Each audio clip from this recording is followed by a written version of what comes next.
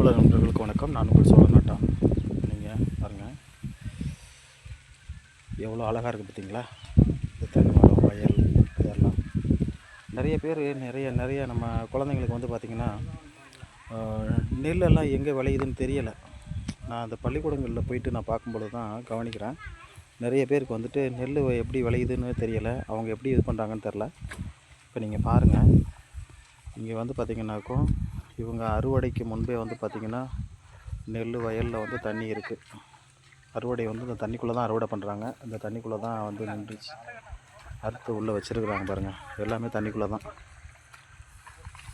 அறுத்து அதை இது மாதிரி வச்சு கட்டி பாருங்கள். இவங்க 2 பேரும் வந்துட்டு இதை தூக்கிட்டு போகிறாங்க. தூக்கிட்டு போய் களத்தில் போட்டு அடிக்கணும்.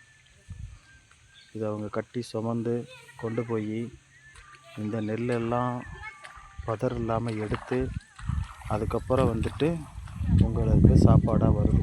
அரிசி உங்கள் தட்டுக்கு வர்றதுக்குள்ளே எவ்வளவு பேரோட உழைப்பு இருக்குது பாருங்கள். அந்த உழைப்பை தான் நீங்கள் உதாசீனப்படுத்துகிறீங்க இப்போ இருக்கிற குழந்தைங்க.